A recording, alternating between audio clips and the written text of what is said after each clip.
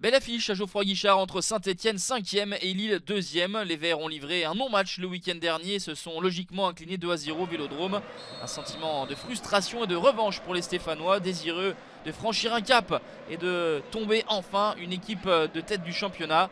Lille, pour sa part, a vu Lyon être tenu en échec et va essayer de prendre davantage ses distances sur les Gones. La première opportunité, elle est pour les Lillois avec cette frappe de Nicolas Pépé. Il est obligé de se détendre. Stéphane Ruffier. La réponse des Stéphanois avec ce bon renversement. On repasse par Rémi Cavella en une touche de balle. La frappe de Robert Beric, c'est sorti par le pied de Mike Maignan. Magnifique intervention du gardien du LOSC qui n'a encaissé qu'un seul but sur les 5 derniers matchs. Et il y est pour beaucoup.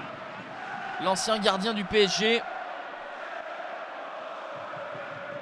Christophe Galtier de retour dans le chaudron, lui qui a passé 7 saisons de 2010 à 2017 à coacher le club du Forez. Lille va avoir une excellente opportunité d'ouvrir le score juste avant la pause. Le ballon dans la profondeur pour Ikoné, le contrôle était bon mais la finition beaucoup moins. Il choisit de mettre la force alors que le ballon est en phase ascendante. 0-0 à la mi-temps, une première période qui n'a pas tenu complètement toutes ses promesses. Entre ces deux équipes de tête, il y a eu quelques éclairs, mais globalement manque de justesse technique. Heureusement pour Saint-Etienne que Stéphane Ruffier est vigilant. Nouvelle intervention devant Nicolas Pépé. Et au fil des minutes, les Dogs prennent la mesure de leur adversaire avec Jonathan Bamba, l'ancien Stéphanois, qui pousse Aïd Benasser à un CSC. Stéphane Ruffier est une nouvelle fois sur ses gardes.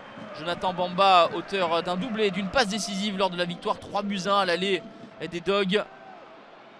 On avance dans cette partie, les 5 dernières minutes. Saint-Etienne commet des erreurs et s'expose à la vitesse de contre des attaquants lillois et notamment Nicolas Pépé qui rentre dans la surface de réparation. Se joue de Subotic et Kolo Djezak. La frappe de l'Ivoirien est contrée par Subotic et trompe Stéphane Ruffier. Ça fait 1-0 pour Lille à la 87e minute. 17e réalisation pour Nicolas Pépé qui revient à la hauteur d'Edinson Cavani. Cette ouverture du score est méritée pour les hommes de Christophe Galtier car les Stéphanois n'ont pas mis les ingrédients nécessaires et ont été plus que bousculés. Ils vont même perdre leur sang-froid dans les dernières minutes, les hommes de Jean-Louis Gasset. Carton jaune pour Ikoné et Debuchy pour cette altercation. Le problème, c'est que c'est le deuxième carton jaune pour Debuchy qui sera donc exclu. Idem pour Wabi Kazri dans les arrêts de jeu.